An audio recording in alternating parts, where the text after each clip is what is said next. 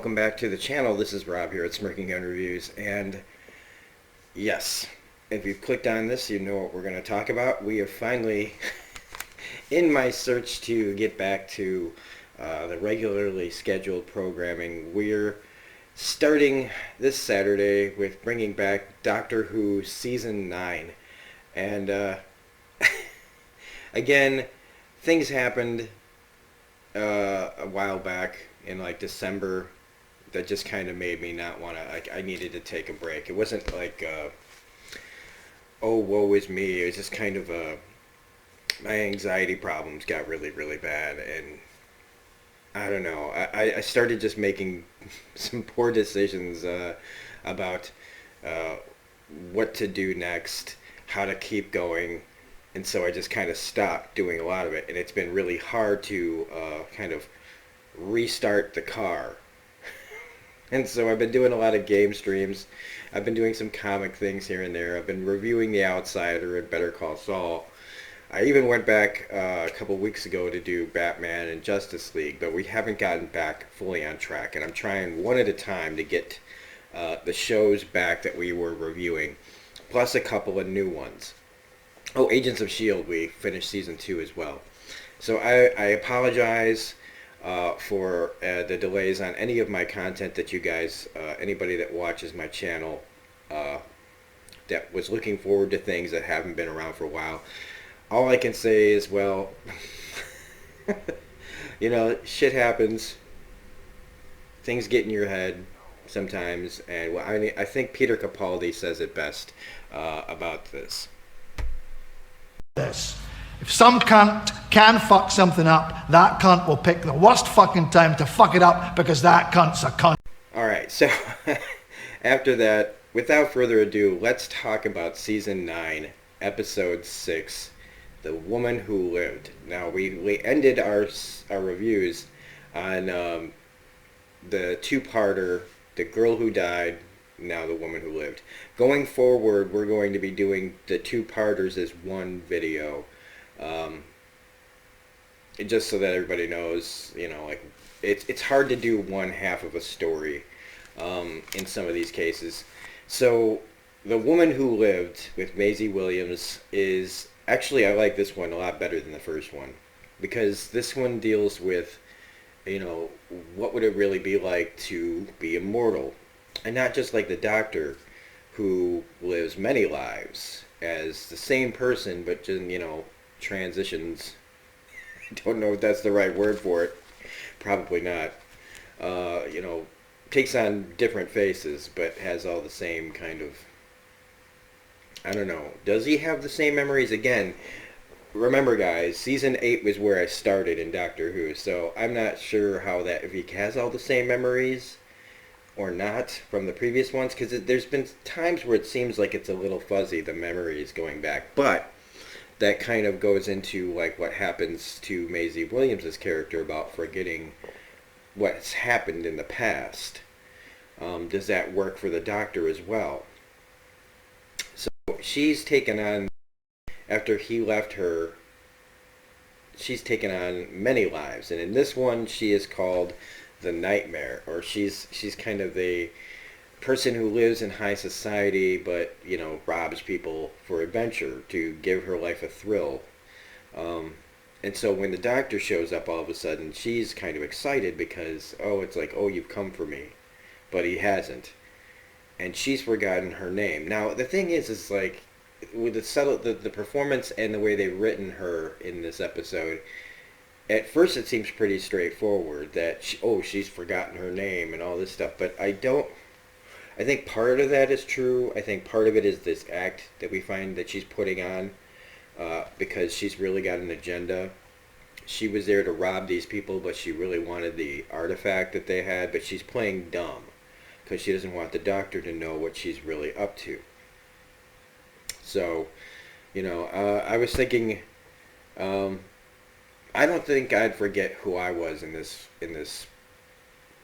you know, if I had this same situation. And if you're new to the channel, this is kind of how I do my videos. It's like I'll watch something and kind of put myself in the place of the character to try to understand it better. Like, how would I do this? How would I relate to this?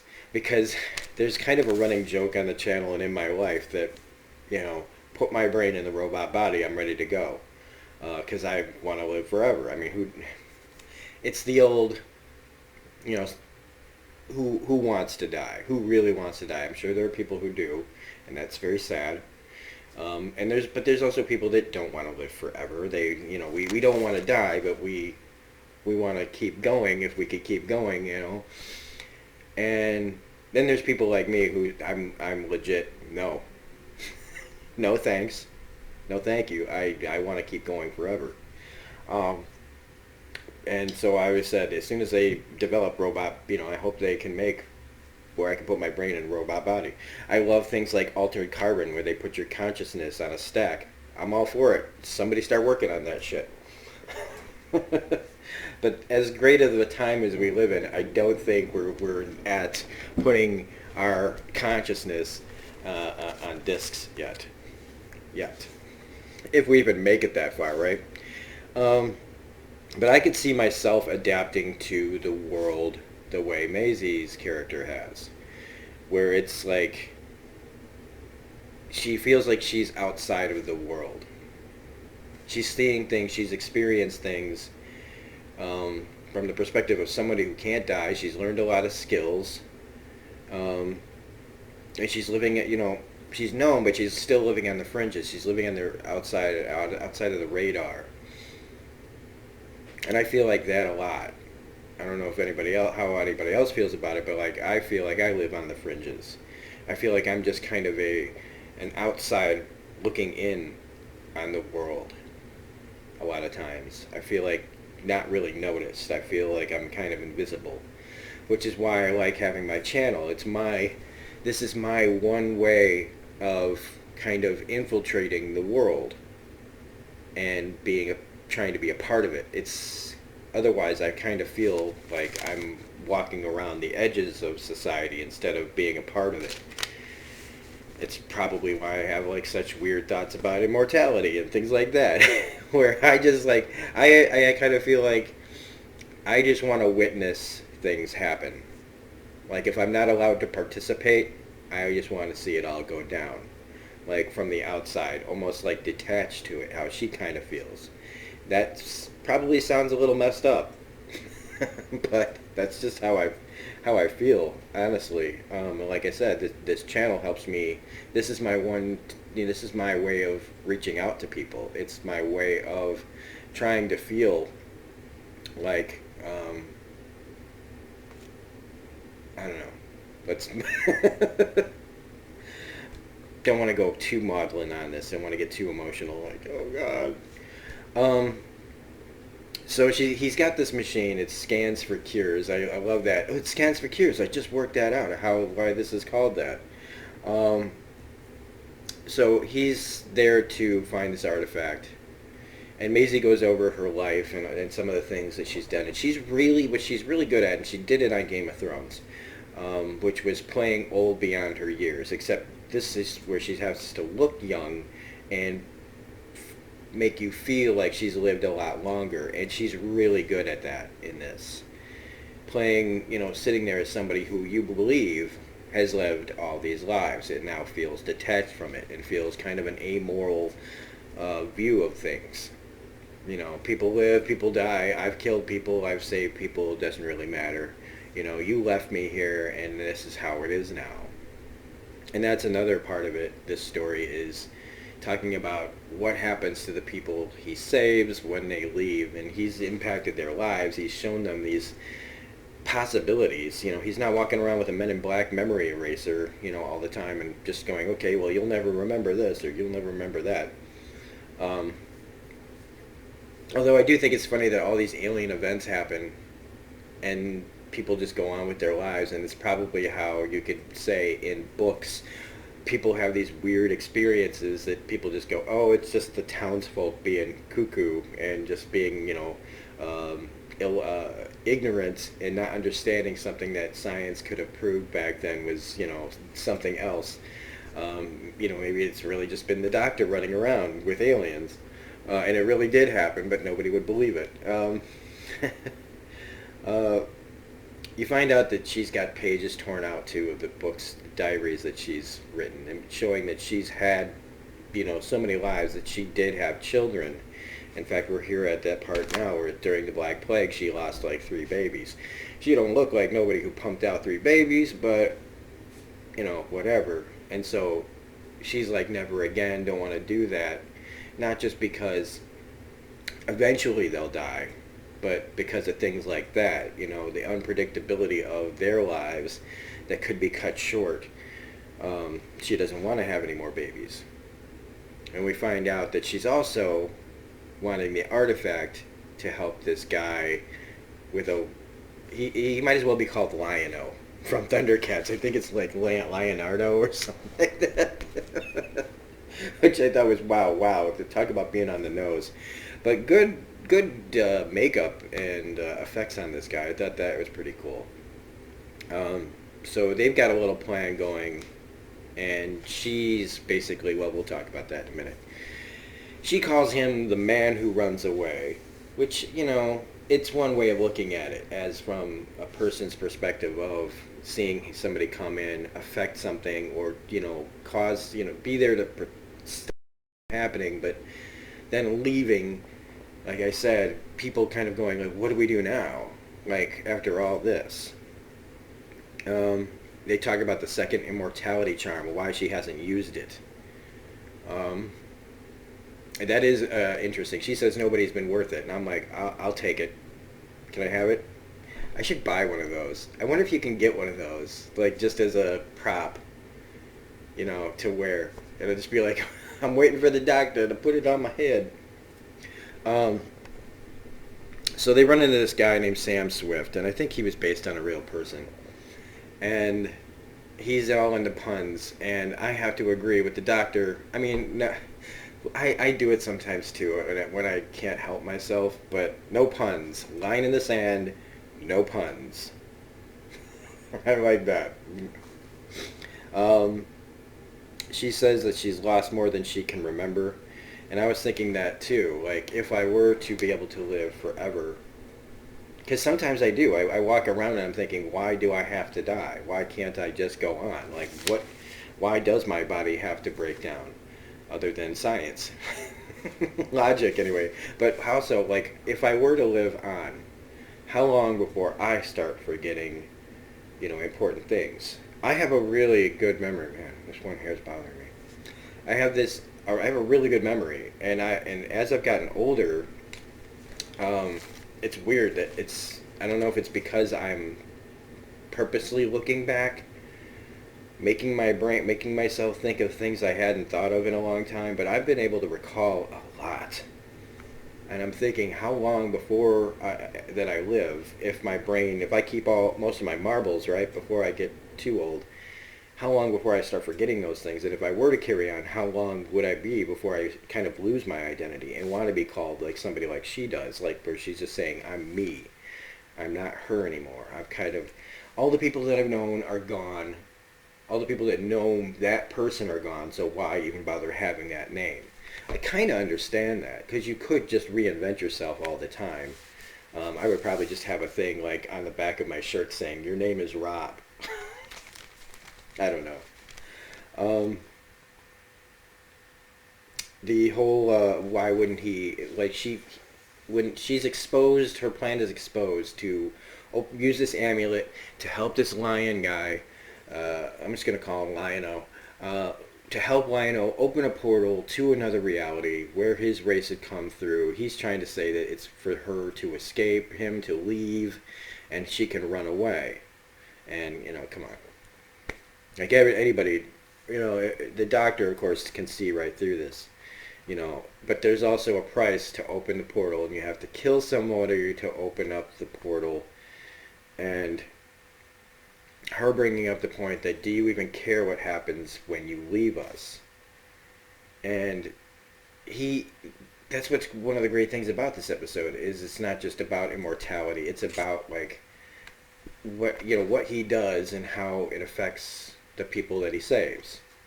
And in this case, since he saved a girl for eternity, he's admittedly not been paying enough attention. He has not been keeping a good enough eye on her. It was the last minute choice to save her life in this way that should have been keeping a better eye on her before it got this bad. And I don't disagree with that.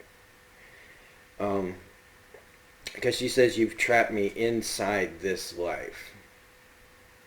But it's also like, well, he saved it.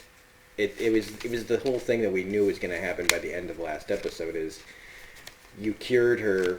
Should you have? Should you have just let natural things, the course of events, just take place? Should you just let her die like many other people just die in these shows? He doesn't give them immortality, charms. And she thinks she no longer cares. Now that's some foreshadowing there, because she's, I believe it. I honestly believe that after hundreds and hundreds and hundreds of years, maybe longer, she doesn't. Which is why that's the only thing I don't like in this episode, and we'll get to that. The 30-pound bribe, that was pretty funny. And Sam Swift at the gallows. So apparently it's like stand-up gallows humor. But I just got that. So literally gallows humor. Yeah. He gets pardoned, but not for long, when she slaps the amulet on his chest. And it opens up the portal. Lion-O standing there, breathing fire all of a sudden. Ships are coming out. Fire coming through, like people are getting, like the ground is getting blasted through the portal. So all of a sudden she realizes, oh my God, Lion-O betrayed me. And has this quick change of heart. And that was where I just kind of had a problem. Like, it just kind of written that way. Just like, to like, oh, I do care. Oh my God, what have I done? And honestly, I don't buy it. Just don't buy it. It's there for the story purposes, and it's fine because they're trying to resolve this thing in a nice, happy, bright way. But honestly, I believe her when she says that she's outside of it. And it's not because I want to see it like that. It's because she sold her acting was so good that you could say, oh, well, she's just pretending, maybe. But if she was pretending so well. People don't just turn on the light bulb, but they turned on the light bulb for the story. I believe in time she could be brought back to caring, just not all of a sudden.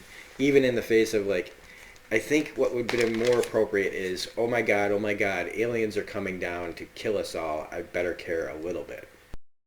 To save my own life. We have to stop this so I can keep living. That's how I feel she would have really been. I think if they had done it like that, where she acted like she cared, and then turned it back off again after it was done, see, I can do what I need to survive too. But again, you got to tell this story in 45 minutes, so she gives, to save everybody, she gives the second charm to Sam. And it closes the portal, and Lion-O gets dusted, gets turned into a glowing light, and evaporates, dissipates, disintegrates. And so, save a life like hers was saved, but now we have an eternity of bad comedy. Now that Sam Swift is alive, we have an eternity of bad comedy, and no wonder puns never died. Because this guy was there to keep them going. Maybe. Because he says that the power to keep him alive, for eternity, might have been used up closing the portal, but you just never know. I love that when he's just like, I really don't know. I don't really know how this all works. And so he could, live a normal life, or he could live for a few hundred years, or maybe he is going to live forever. So she's like, you have to keep an eye on him. Kind of making her, responsible for him. But again, there he goes bouncing. He leaves again. We also have that conversation about how many Claras have there been. How many more will there be? They're all going to leave you and die. And that's more for the Doctor to have to think about. And we see when he gets... Oh, we also get a Jack Harkness reference, which was interesting, because he says he'll get around to you sooner or later. And, so I said, yeah, someone has to look after who you leave behind. That's her new purpose, is probably to find out, to kind of clean up the Doctor's messes for the people who he saves. I think that's actually a really interesting idea, and it would be a really nice like spin-off. This show is like Doctor's in what, season 12 or 13 right now? I think it's 12, right? Um, that would be an interesting spin-off. I mean, what's Maisie Williams doing other than being in a bad New Mutants movie? Um, so we see he comes back. Clara shows him a selfie of a student that he helped with a test, and you see that she's in the background in the present.